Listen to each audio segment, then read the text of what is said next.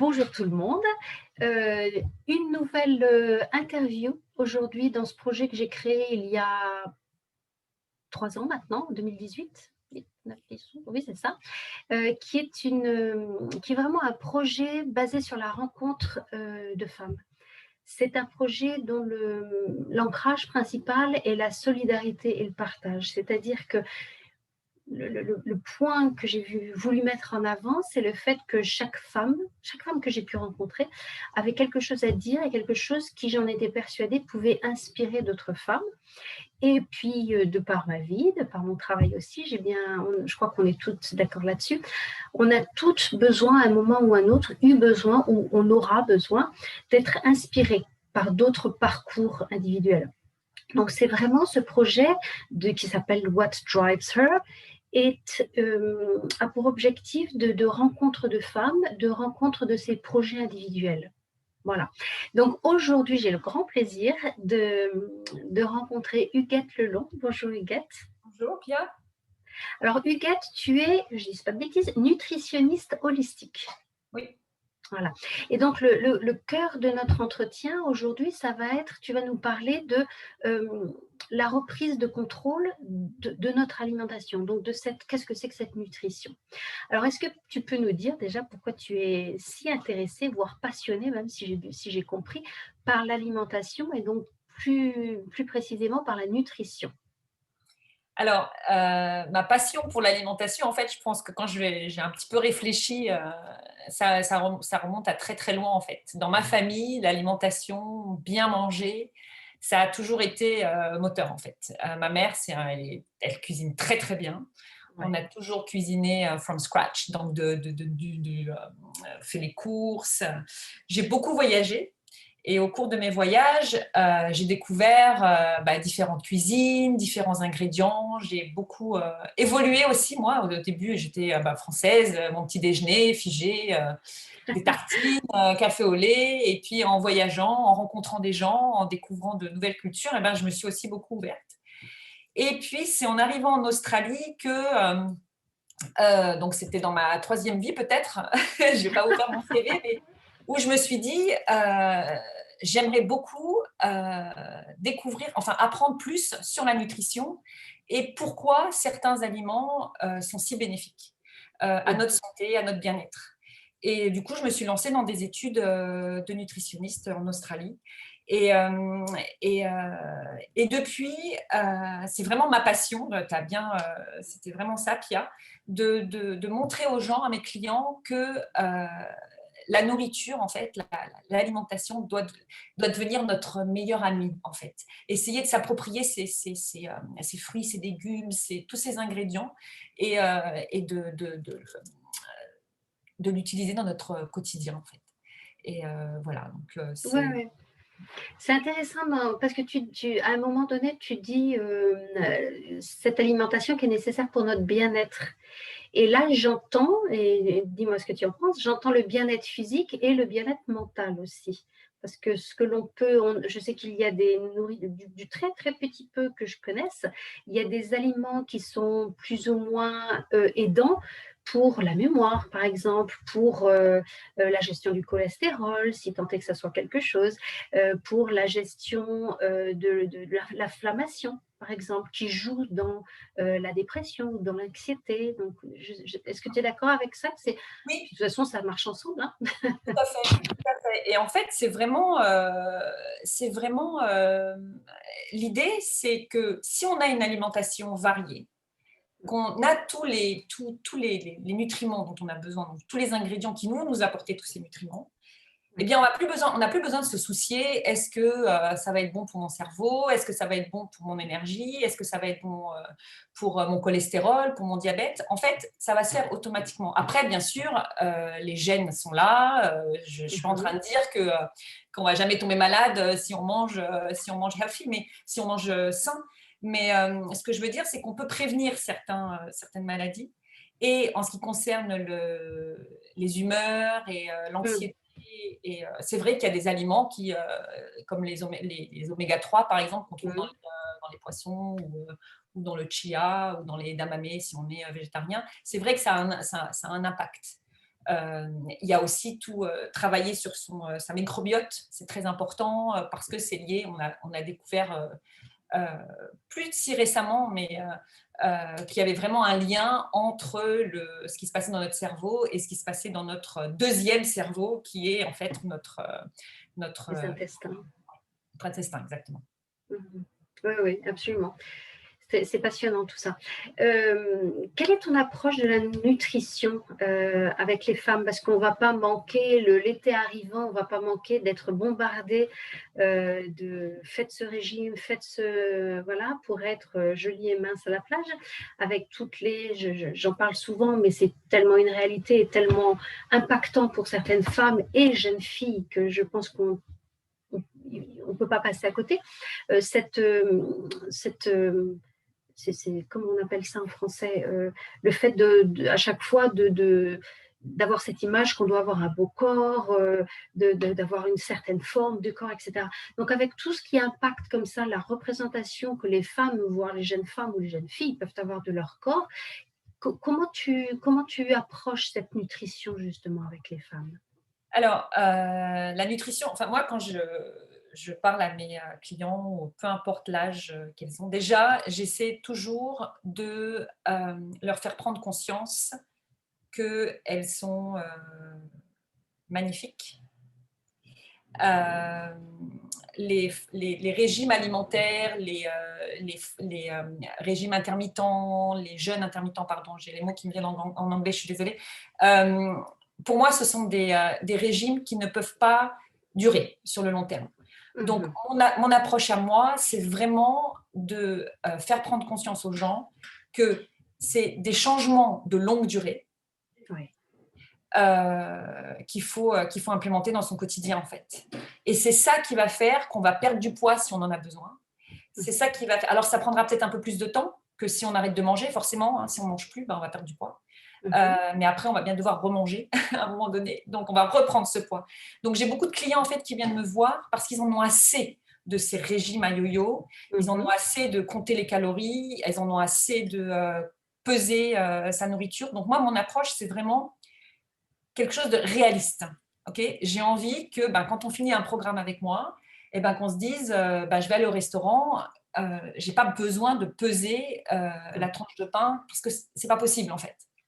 Donc l'idée, c'est vraiment de les aider, de les coacher beaucoup à se dire, voilà, je peux avoir une alimentation saine, régulière. C'est tout dans la qualité plus que la quantité. C'est encore une fois la variété qui est très importante. Mais pour en revenir à tous ces régimes dont on est bombardé, et c'est vrai que mes plus grands ennemis, je dois dire, c'est peut-être les stars et les qui prônent des régimes. Alors, on va manger, on va boire des jus de raisin tous les jours et puis on va maigrir. Donc, c'est un peu… je suis contre tout ça, en fait. Parce que je pense que ce n'est pas réaliste et ce n'est pas durable. Oui, c'est ça. Est-ce que je comprends bien si tu pars du principe que la femme puisse, avec le travail que tu fais et l'explication que tu offres, la femme reprend contrôle de son alimentation, comprend ce qui se passe et n'a pas pour objectif de perdre 5 kilos dans le mois qui vient, mais a pour objectif de vivre un petit peu en paix avec son corps et acquérir une façon de manger qui soit cohérent avec qui elle est, sa vie, etc., dans le long terme. Oui, mais pour autant, elles peuvent très bien perdre 5 kilos aussi. Tu vois, c'est vraiment pas… En fait, c'est pas du tout incompatible. On peut très bien, si l'envie, c'est de perdre 5 kilos, on peut très bien perdre 5 kilos en mangeant, en continuant de manger, mais juste en mangeant des ingrédients, enfin des aliments qui vont faire du bien à son corps. Et c'est là où, pour moi, les calories, par exemple, ne sont pas du tout égales. Tu vas avoir 200 calories dans un demi-avocat, par exemple. Forcément, ces 200 calories ne vont pas avoir le même effet sur ton corps que 200 calories que tu vas avoir dans un paquet de chips. C'est évident. Donc, c'est pour ça que je ne compte pas les calories, ou en tout cas, peut-être que je vais l'expliquer au départ, juste pour expliquer que les calories, ça ne veut rien dire. Ouais. Ça veut dire beaucoup de choses si on a du diabète, si on a des problèmes de santé, mais si on veut perdre du poids, c'est possible.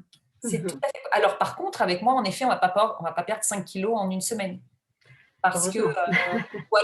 ou alors, il y a vraiment une grosse perte de poids comme objectif. Et dans ce cas, ça va être très drastique au début, mais ça ne sera pas de mon fait. C'est juste, voilà. Mais ça va stagner après. Ça va Mhm. se stabiliser. Mhm. Donc, je ne sais pas si j'ai répondu à ta question, Pia. Si, oui, oui, tu as tout à fait répondu à la question. Et j'en ai même deux qui me viennent en tête. La première, c'est effectivement, tu parles de jeûne intermittent. Est-ce que tu peux nous expliquer ce que c'est et puis ce que tu en penses, toi, du jeûne intermittent? Alors, le jeûne intermittent, c'est très, très à la mode. Oui. Alors, il y en a beaucoup, donc je vais pas. Il y a beaucoup de styles de jeûne intermittent. Celui qui est très à la mode, c'est le 16-8. Donc, on ne mange pas pendant 16 heures et on se nourrit pendant 8 heures. Donc, on a 2 repas en fait. Alors, moi, je suis à nouveau pas très fan des jeûnes intermittents. Mhm. Encore une fois, ça dépend. Si on a beaucoup, beaucoup de poids à perdre, si on a des... Peut-être que ça peut marcher au début. Mais c'est pas, encore une fois, c'est pas un régime qui sera durable. D'accord. Mon jeûne intermittent à moi, c'est on dîne. Donc, je sais pas, on finit de dîner en temps normal, pas quand on est en sortie ou en soirée. On finit de dîner à 20h, 20h30. Et à partir de ce moment-là, on a fini de dîner. Jusqu'au petit déjeuner, on ne prend plus rien. Donc déjà, si on réussit à ne plus prendre de snack, la glace à 23h ou le carré de chocolat à 23h, qu'on prend son petit carré de chocolat en dessert à 20h. Donc pour moi, ça, c'est déjà un jeûne intermittent. Et jusqu'au petit déjeuner, et voilà, on fait un petit déjeuner. Et d'ailleurs, dans le terme déjeuner, on casse le jeûne. Donc moi, c'est ça le jeûne intermittent que je recommande. Oui. Après, j'ai quand même eu des clients qui m'ont demandé de les accompagner. Et là, bien sûr, je les accompagne parce que c'est... En fait, ce qu'il faut savoir, c'est qu'il ne faut pas le faire à la légère. Il ne faut pas le faire si on a des problèmes de santé. Mhm. Si on est très, très sportif non plus, parce qu'on ne peut pas forcément, on ne peut pas jeûner et pas se nourrir à côté. Donc, il faut être accompagné, je pense. Euh, D'accord. et là, encore une fois, moi, je suis très ouverte. Hein. Si j'ai une cliente qui me dit, Huguette, je veux faire un jeûne intermittent, voilà, j'ai décidé de le faire, aide-moi. Mhm. Bien sûr, je vais, c'est mon travail de l'accompagner. Mais je pense qu'il faut être accompagné Oui, pour être oui, sûr d'avoir suffisamment de nutriments c'est ça, pour avoir toute l'énergie dont on a besoin, parce que pour c'est pas fonctionner. une retraite. Parce que si on part en retraite, Ouais. voilà, on a une semaine où on Mhm. peut, c'est pas très grave si on est fatigué. Là, on continue de travailler, on continue de vivre. Donc c'est Mhm. ça qu'il faut garder à l'esprit. Oh, un autre le juicing, c'est encore bon, le jeûne intermittent, le juicing. Qu'est-ce que tu en penses? Je sais aucune idée de comment on dit en français le juicing. Alors moi, je suis assez ennuyeuse en fait dans tout ça parce que je prône aucun de tous ces régimes. Donc le juicing, encore une C'est pour ça fois, que je te pose la question, hein, pour le clarifier un peu les juicing, choses. déjà, je pense qu'on a quand même besoin de mâcher. Donc, quand tu dis juicing, c'est-à-dire que toute la journée, on ne prend que des jus, c'est ça? Oui, oui, j'ai entendu des gens à droite, à gauche qui me disaient qu'ils faisaient ça, voilà. Ce qui, moi, me paraît, voilà, enfin, c'est pas la façon dont j'ai compris les choses, dont j'ai été élevée non plus, ça me paraît incohérent, mais je n'ai aucune formation, donc je ne sais pas. Donc, le juicing, en fait, encore une fois, il y a plein de gens qui le font pendant 3 jours. Bon, pourquoi pas? Euh, Moi, encore une fois, je le prône pas forcément. Enfin, je le prône pas du tout. Mhm. Après, il faut quand même vraiment compter mettre beaucoup de légumes aussi, pas que des fruits. Faut Oui. pas avoir trop de surplus de fruits. Après, moi, un juicing, je ne sais pas si on peut mettre d'autres aliments. Alors, ce serait peut-être plus des smoothies où Mhm. j'aurais envie d'ajouter, je ne sais pas, de l'avocat, de l'avoine, des dattes, Oui, d'autres ingrédients plus consistants qui oui. vont, qui vont apporter des bons gras, des bons, Mhm. d'autres, Mhm. pas juste les carbs D'accord. qu'on peut avoir dans le- Et si j'en reviens à la façon dont moi j'ai été élevée, c'est-à-dire, écoute ma chérie, tu manges de tout en petite quantité ou en tout cas pas en trop grande quantité et puis tu te bouges les fesses. Si je veux résumer en deux phrases, c'était ça. Et ce qui moi ce que j'ai toujours suivi, parce que je pense que j'ai grandi avec ça, qui m'a toujours convenu. Parce que j'ai pas eu la chance, sans doute, de ne pas avoir de gros problèmes ni médicaux, ni de surpoids. Est-ce que c'est quelque chose qui est cohérent de dire ça, en règle générale, quand il n'y a pas de problèmes médicaux, hein, bien sûr, soyons très très clairs. Ou est-ce qu'en fait c'est plus fin que ça, l'approche de la nutrition? Alors, je pense que dans l'ensemble, oui, c'est manger de tout avec modération, c'est très bien. Mmh. Donc moi, c'est ce que j'applique. Après, c'est vrai que quand mes clients viennent me voir, c'est parce qu'ils ont besoin d'un peu plus de, entre Ouais. guillemets, de discipline. Mmh. Et donc, du coup, je ne peux pas leur dire manger de. Enfin, non, puis je le fais même pas Ouais. pour moi. Par exemple, tu vois, si je prends ce qui me vient à l'esprit, c'est la charcuterie. Mmh.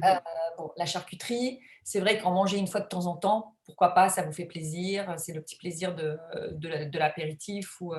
Mais c'est de la nourriture que je ne recommanderais pas jamais.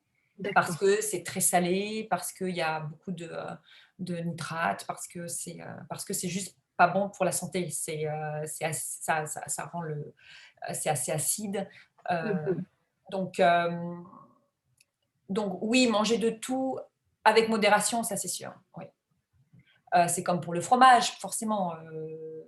Il y a, pourquoi Mmh. arrêter de manger du fromage si on adore ça?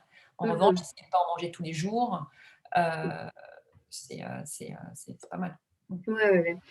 Et est-ce qu'il y a des mesures particulières en fonction en fonction du moment hormonal, j'ai envie de dire, de la femme? Par exemple, moi, je suis ménopausée. Est-ce qu'une femme ménopausée aura des besoins, enfin, je connais un peu la réponse, mais des besoins différents d'une femme qui est en train d'allaiter, par exemple, ou d'une femme qui n'a pas encore eu d'enfant ou qui n'a pas d'enfant. Voilà. Est-ce qu'en fonction de la vie hormonale d'une femme, les besoins nutritionnels sont différents? Alors, j'ai envie de dire oui et non, parce que, encore une fois, on a besoin de tous les nutriments que les aliments vont nous apporter Oui. pour faire fonctionner notre cerveau, euh, notre corps. Euh, Quand on est en pleine croissance, forcément, on va devoir bien mettre l'emphase sur le fer, le zinc, mais on en a aussi besoin quand on allait et on en a aussi Mmh. besoin quand on est en ménopause. Après, peut-être quand on est en ménopause, on a plus besoin de vitamine D, mais ce sera tous les ingrédients, tous les légumes à feuilles. Mais ça, on en a besoin tout au long de sa vie. La Donc en fait, vie. c'est euh, si on prend la pilule, par exemple, on sait que quand on prend la pilule, comme on utilise des hormones, forcément, on va être euh, j'ai le mot en anglais, démunis de certaines vitamines. Donc, encore une Mmh. fois, peut-être que des vitamines B vont être importantes, Ouais. intéressantes pour les possibles carences qu'on pourrait avoir. Mmh. Euh, mais moi, mon vrai dada, j'ai envie de dire, c'est variété, hein, le plus de couleurs dans son assiette, le plus de variété. Le régime méditerranéen, en fait, pour moi, c'est le meilleur à Mmh.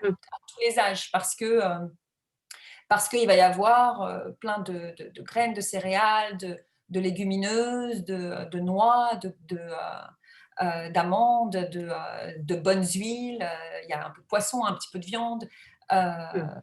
Donc, c'est une alimentation qui est riche Varié. Mmh. et variée. Oui. Ouais, ouais. Et je me rappelle que quand on avait préparé cette interview, tu m'avais parlé de cette notion du plaisir. Est-ce que ouais. Est-ce que les personnes, les femmes qui viennent te voir ont besoin de raccorder un petit peu elles-mêmes la nutrition, l'alimentation et le plaisir? Est-ce que c'est le plaisir qui fait le lien? Je pense que en fait, euh, on a beaucoup chacune, on a notre histoire et on a Mhm. chacune notre relation à la nourriture. Alors, ça peut être lié à nos parents, à notre enfance, aux relations qu'on a eues, Aux amoureuses. événements traversés, Voilà, etc. exactement.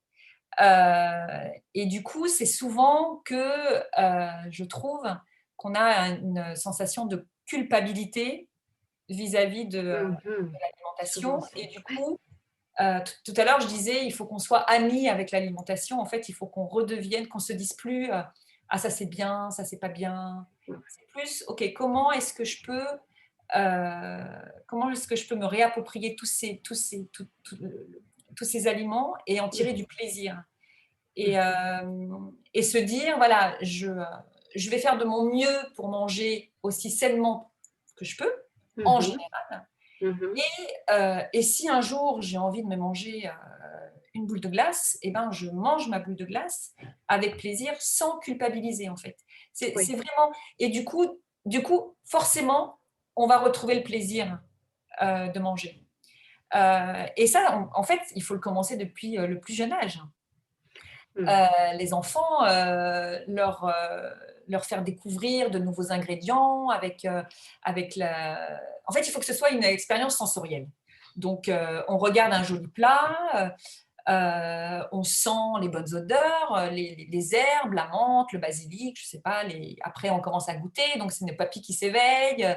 On a des textures différentes. Et ça, je pense que le fait d'avoir beaucoup voyagé, ça m'a beaucoup aidé. Surtout au Japon, j'ai habité au Japon, et c'est vrai qu'au Japon, si un plat n'est pas joli, il ne Mm. peut pas être présenté. Donc, Donc, il y a le côté esthétique, visuel. exactement. Et je pense que si on faisait ça avec les enfants dès le plus jeune âge, de leur Mhm. montrer des choses jolies, des plats jolis, peut-être que ça les attirerait un peu plus aussi. Et donc, l'idée de plaisir de manger. Mhm. Enfin, moi, je pense, c'est pour ça que mon appellation, c'est nutritionniste et foodie, parce que je veux vraiment qu'on m'associe à une nutritionniste qui aime manger, Mhm. qui aime les aliments, en fait. Oui, oui. Et est-ce que tu penses que justement, comment est-ce que je pourrais tourner ça? Je sais pas ce que j'entends le mot éducation. Enfin, quand je dis éducation, c'est pas pour moi dans ma tête, c'est pas quelque chose à apprendre. C'est une passation. C'est de l'ordre de la passation de génération en génération. Est-ce que c'est quelque chose qui te paraîtrait important euh, de parler, de discuter, de faire partie. Est-ce que c'est quelque chose dont tu parles avec les gens avec qui tu travailles, justement, de cette notion de passation, peut-être à leurs enfants ou peut-être que ce soit générationnel ou à l'horizontale avec des amis, de parler de qu'est-ce que ça peut représenter que de se nourrir. Oui, tout à fait. Et d'ailleurs, je l'aborde souvent avec des jeunes adultes Mhm. et quand je parle à des parents, par exemple, ou qui sont, oh là là, mes enfants, ils mangent n'importe quoi à l'extérieur. Pour moi, l'idée, c'est, en tant que parent, eh ben on fait de son mieux, de toute façon, toujours, encore, retirer la culpabilité. On fait toujours de son mieux. Et voilà, et on éduque en effet, on donne les bases de ce que c'est que de bien manger. À la maison, on peut encore contrôler quand ils sont jeunes, donc c'est là où on peut leur inculquer le maximum de ce que c'est qu'une bonne nutrition. Et puis Mhm. après, se faire à l'idée, comprendre que quand ils vont être adolescents ou jeunes adultes et qu'ils vont aller déjeuner avec leurs copains, forcément, ils vont manger des pizzas et ils vont pas manger du kale tous les jours. Mais ça, Mhm. c'est pas grave, parce qu'ils savent ce qu'il faut faire et Mhm. ils le referont. Et ça va leur manquer à un moment donné de manger du kale. Et donc voilà. Croyez-y, croyez-y. Et donc je pense que l'idée, c'est vraiment de se dire, pendant qu'on les a petits et que c'est nous qui faisons les courses et qui préparons Mhm. les repas pour eux, et ben c'est à ce moment-là qu'on leur, j'aime beaucoup le terme passer, qu'on leur fait passer la. La passation, hein, ouais. Oui, oui, c'est tout à fait ça.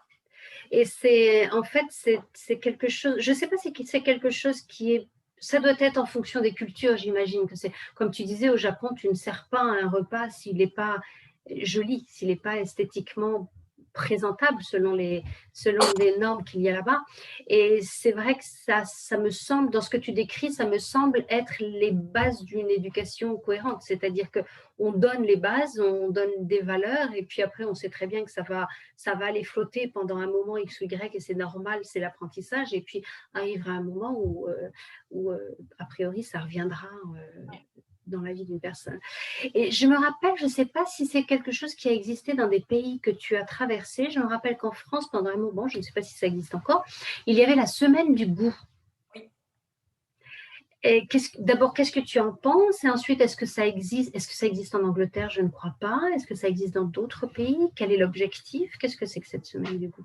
Alors, je ne sais pas si ça existe en fait dans d'autres pays. Mes enfants, ils ont toujours été dans le système français. Et donc, du coup, dans tous les pays où on est allé, D'accord. il y avait la semaine du goût. Et il s'avère que je participais à la semaine du goût. Donc je faisais des petits ateliers. Oui. Par exemple, pour les tout petits, enfin pas tous les tout petits, mais pour les sixièmes, par exemple, j'apportais plein d'herbes et d'épices. Je Mhm. leur bandais les yeux et je leur demandais de reconnaître Par l'odeur? par l'odeur. Et donc, parfois, ils reconnaissaient, parfois, ils ne savaient pas trop ce que c'était. Et le grand défi, c'était est-ce qu'ils vont reconnaître la sauge? Tant pis.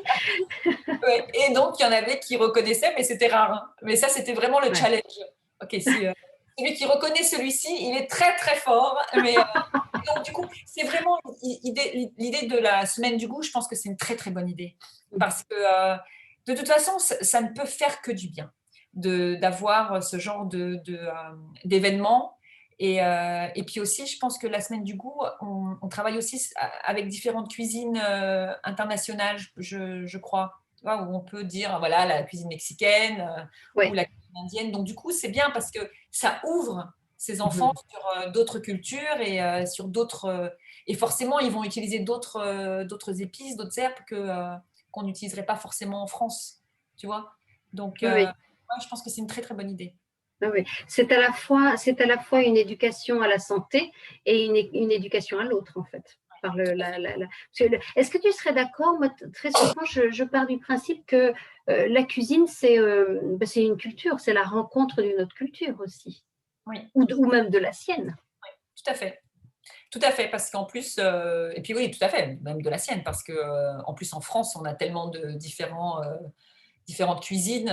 C'est Que comme en j'ai Italie mal. aussi, où ils ont beaucoup de cuisines différentes. Non, non, et ben, en fait, c'est ça, hein, c'est l'alimentation, c'est la nutrition, c'est pour faire de la prévention, ok, on est bien d'accord, mais c'est aussi un moyen de reconnecter, les dîners familiaux, par exemple, le soir. Moi, je sais que c'est sacro-saint chez moi, quand on est tous ici, tous à la maison, tous dans la même ville, ben, on dîne ensemble.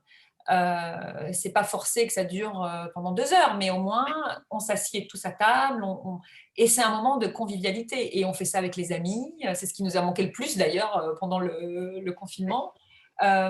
Donc c'est important. C'est important et je pense que c'est aussi important de, euh, de dire aux jeunes et en Angleterre, il y a beaucoup ce problème d'alcool, Mhm. de binge. Et, euh, et je trouve que c'est très triste de voir ces jeunes, toutes cultures confondues, hein, qui boivent qui en sont malades. Si on leur apprenait un peu plus parce qu'encore une fois, c'est pas leur dire arrête de boire parce que ça ils vont pas l'écouter, mais c'est de leur dire ok, peut-être que si tu bois un verre, eh ben, il faut que tu manges ou il faut que tu boives de l'eau avec. Donc être plus dans l'accompagnement que juste dans la restriction qui de toute façon ne va pas fonctionner. Donc Oui, dans l'éducation, expliquer comment exactement, ça marche. exactement. Oui. Oui, oui. Qu'est-ce que tu dirais une personne qui a un, alors pareil, je fais la distinction, tu me dis si j'ai raison aussi ou pas. S'il y a un problème médical, ça va être une autre approche et j'imagine d'aller voir avec son médecin en premier lieu pour faire le point et après arrive la nutrition. Euh, qu'est-ce que tu... J'ai deux questions en fait. La première serait, quel serait un premier conseil? Je ne sais pas si c'est trop vague et pour pouvoir répondre à ça, quel serait un premier conseil pour une personne euh, qui voudrait changer son alimentation? Et la deuxième question qui viendra peut-être après, c'est quelle est la première ou la plus importante demande que tu as parmi tes clientes? Donc un conseil pour changer son alimentation. Oui, Euh, peut-être une première étape, un premier pas, une première marche. ben, je pense que c'est déjà d'évaluer son alimentation présente du moment Oui. pour pouvoir travailler ensemble et la transformer. Et puis, en fonction de chaque personne, parce qu'on est tous différents et on a tous des rythmes différents. Et encore une fois, on a tous des bagages émotionnels différents. Donc, je ne vais pas forcément donner les mêmes conseils à une cliente qui, je ne sais pas, qui a eu des soucis de troubles alimentaires que quelqu'un qui vient me voir et qui se dit ah voilà, moi je pense que tout va bien, mais j'ai juste besoin d'une petite piqûre de rappel. Donc ça dépend vraiment, mais je pense qu'au départ, de toute façon, on va évaluer l'alimentation du moment. Oui. On va aussi voir c'est pour ça que je suis nutritionniste holistique, parce que je prends en considération aussi le stress qu'on peut avoir dans sa vie, la qualité de son sommeil, est-ce qu'on fait de l'exercice ou pas. C'est très très important parce que en fait tout ça c'est lié. Et c'est vrai que faire de l'exercice, souvent quand on fait de l'exercice, ben, on a envie de manger plus sainement. Et puis, quand on mange plus sainement, on a envie de faire de l'exercice, donc ça va ensemble. Donc ça, ce serait ce que je ferais avec mes clients en général. Et puis après, la deuxième question, j'ai oublié. Attends, j'ai juste une sous-question de la première. Attends, je marque aussi parce que je ne veux pas oublier. Personnellement, en tant que thérapeute, quand j'ai des gens qui viennent me voir pour faire une demande, je fais effectivement une espèce de snapshot sur un mois, sur quels sont quand est-ce que les gens mangent, les quantités, qu'est-ce que c'est qu'ils mangent. Et je rajoute effectivement à chaque fois l'émotion qu'il y a eu juste avant, la prise d'un gâteau par exemple, et l'émotion qu'il y a eu juste après. Parce que comme tu dis, il peut y avoir, très souvent, il y a de la nourriture, c'est même pas de la nourriture, mais il y a de la consommation émotionnelle. Oui. Donc, est-ce que c'est quelque chose autour de quel tu travailles également ou... Ah oui. Ah oui, totalement. Totalement. Et c'est vrai que chez les femmes, c'est souvent, il y a souvent de la consommation émotionnelle, comme tu dis, aux alentours de 4-5 heures, 6 heures le soir. C'est assez typique. Mais encore une fois, l'idée, c'est de peut-être substituer les aliments qu'on prend. Donc, par exemple, je te dis n'importe quoi, si tu as envie, tu manges un paquet d'Oreo tous les jours à 4 heures, et ben, je vais pas forcément te dire de ne plus manger à 4 heures, mais de changer, prendre des amandes ou quelque chose qui va nourrir ton corps. Et du coup, donc, on va substituer l'aliment, la quantité certainement, mais on va pas forcément je ne vais pas forcément dire arrête de manger à 5 heures, parce que bon, à 5 heures, tu as peut-être faim. Et puis après, il ne faut pas que ça devienne obsessionnel non plus, parce que si on se dit oh là là, je ne vais plus rien manger entre mon déjeuner et mon dîner, finalement, tu penses qu'à ça. Ça procure un stress énorme. Supplémentaire. Et ce n'est pas du tout bénéfique, de toute façon, ni pour ta santé mentale, ni pour ta santé tout court. Donc encore une fois, je travaille en fonction de... Mais par contre, pour revenir à comment tu te sens, ça, je le fais en effet avec des clientes qui ont besoin c'est un besoin compulsif de manger. Tu vois, où là, en effet, je vais plus parler du mindfulness, tu vois, donc de se poser et de réfléchir pourquoi et dans quel état d'esprit je suis à ce moment-là pour en arriver à manger de façon compulsive. Oui. Et est-ce que tu utilises justement la mindfulness, la pleine conscience, est-ce que tu utilises cette approche-là dans ton Alors, travail? je ne suis pas spécialiste, donc je l'utilise à mon niveau, si tu veux. D'accord, donc, d'accord. Des outils que je connais, mais c'est pas, je suis pas spécialiste en mindfulness. Et la deuxième question que j'avais, c'était quelle est la demande la plus importante que l'on te fait? Alors, j'ai beaucoup de clientes qui viennent me voir parce qu'elles veulent perdre du poids. Parce qu'elles en ont assez, en fait, comme je disais tout à l'heure, de ces régimes yo-yo et qu'elles en ont assez. Elles ont souvent fait beaucoup de régimes déjà dans leur vie et elles n'en peuvent plus de compter les calories. Donc, elles veulent quelque chose de plus réaliste. Elles veulent quelque chose qui soit centré sur la nourriture. Oui. Et puis, elles veulent juste se sentir mieux, en fait. Et, et, euh, et se réapproprier leur corps sans pour autant ressembler à un top modèle qui est en sous-poids, par exemple. Donc, en fait, moi, c'est ça que j'essaye de faire comprendre, c'est que à certains moments de sa vie, il faut aussi accepter qu'on change, que notre corps change, et que, eh ben oui, forcément, si on vient d'avoir un enfant, on ne peut pas rentrer dans son jean tout de suite, comme je ne sais pas quelle star qui vient d'accoucher, mais bon, on n'a pas le même train de vie non plus. On n'a pas un chef privé, on n'a pas le coach qui est là avec nous. Essayer de relativiser aussi D'être réaliste, comme tu disais tout à l'heure. fait, tout à fait. Oui.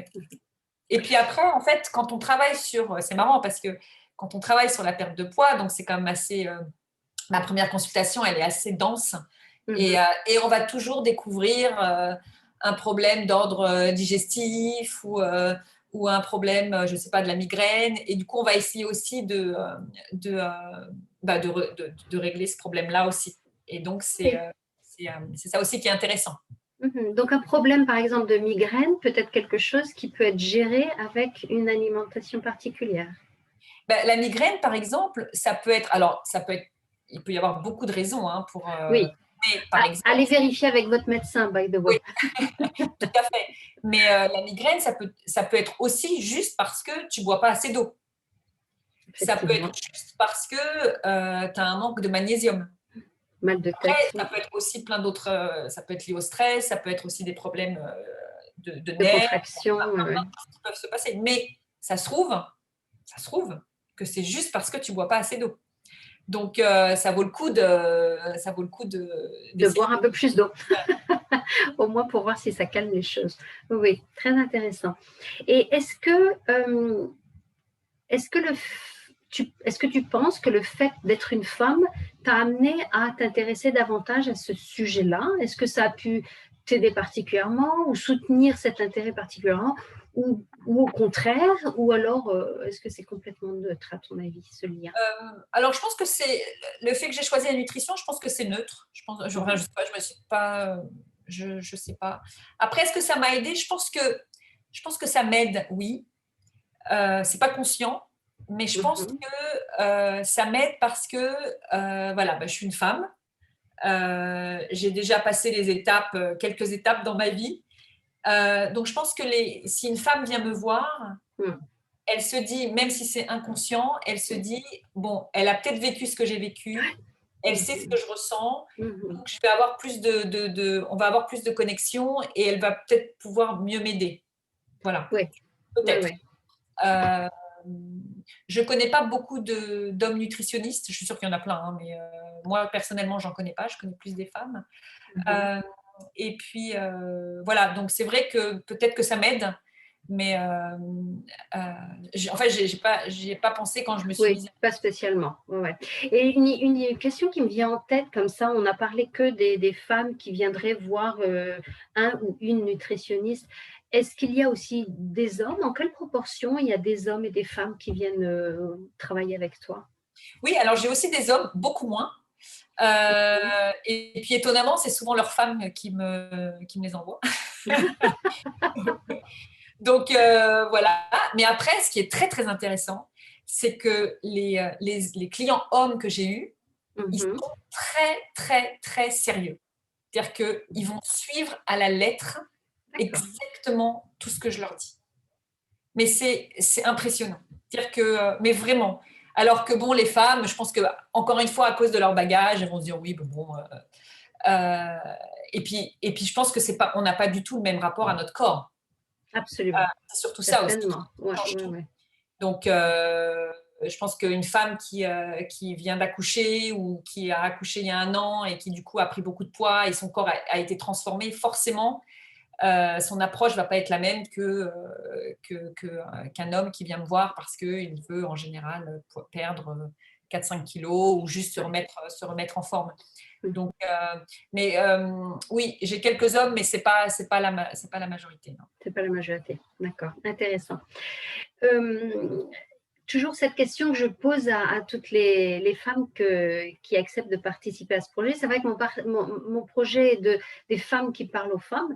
Et je voulais savoir si cette notion de sororité résonne. Est-ce que ça veut dire quelque chose de spécial en toi? Est-ce que tu as pas forcément pensé aussi? Et j'aime bien la mettre en balance avec cette notion d'humanité. Alors, ça paraît énorme comme sujet, mais c'est-à-dire le fait de ne pas non plus l'opposer au genre masculin, tout simplement. Où est-ce qu'on se place par rapport au genre masculin?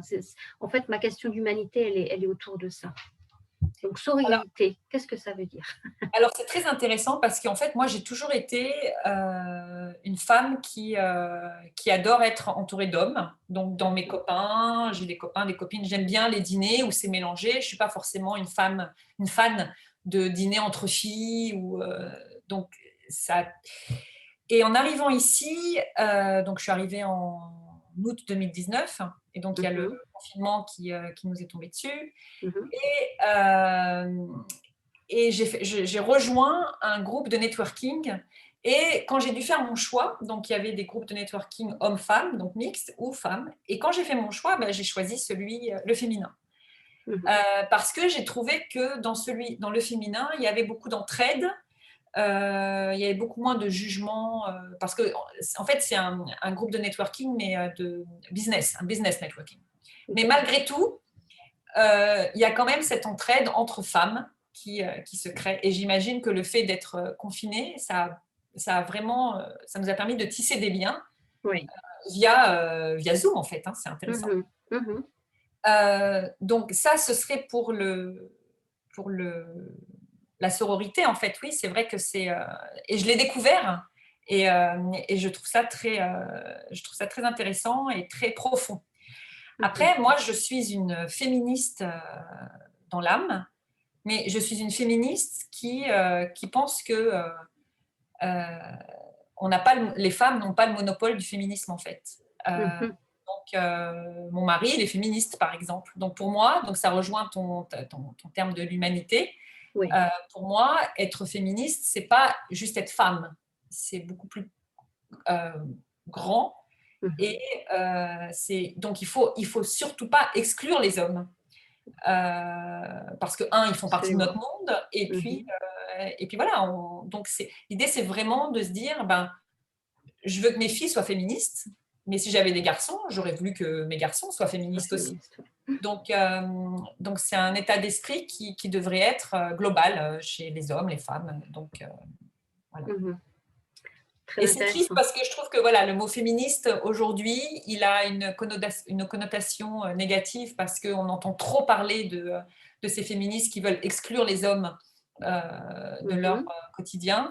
Et on oublie que, non, c'est pas ça le féminisme, en tout cas à mon avis. Hein. Oui, tout à fait, absolument d'accord. C'est vrai que le mot féministe parfois ressemble à un gros mot, étonnamment.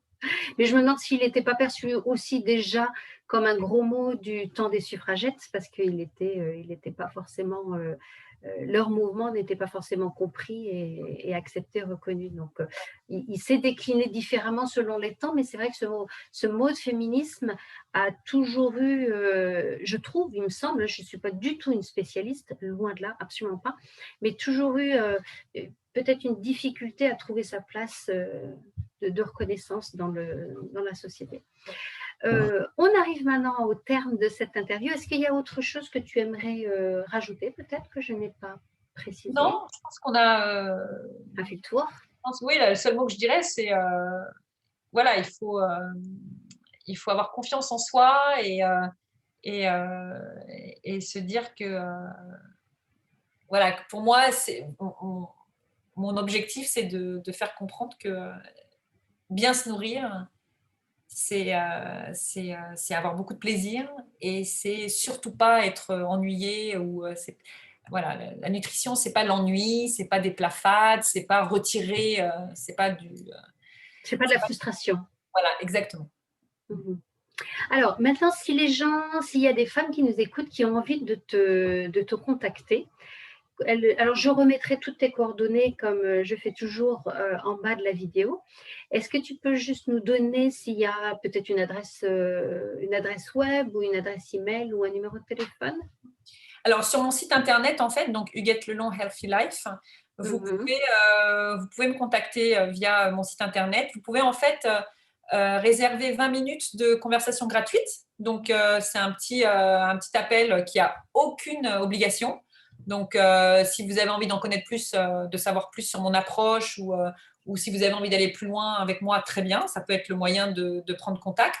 Mais ça peut être aussi juste si vous avez une question voilà, que je peux traiter avec vous en 20 minutes, bah, avec plaisir. Donc c'est sur mon site internet. Voilà, vous avez un calendrier sur lequel vous pouvez réserver 20 minutes. D'accord. Et est-ce que tu travailles uniquement en face à face? Est-ce que tu travailles que ce soit par Zoom ou une autre plateforme? Est-ce que tu travailles à distance également ou... Oui, alors je travaille en ce moment principalement sur Zoom. Oui, Comme je travaille partout dans le monde, alors du coup, Zoom, c'est parfait. Et si on est à Londres et qu'on peut se voir, ben, c'est très bien aussi. Mais c'est vrai que sur Zoom, pour l'instant, c'est ce qu'il y a de plus pratique. d'accord, d'accord. Donc voilà, mesdames, vous avez eu le message. Si vous avez envie de revoir un petit peu votre alimentation, votre nutrition, comme dirait Huguette, n'hésitez pas à la contacter. Je reprécise, je remettrai toutes ces coordonnées en bas de la vidéo. Et donc, n'hésitez absolument pas à la contacter. Merci beaucoup et à vous revoir dans une prochaine vidéo. Au Merci revoir. Pia, merci. Merci Huguette.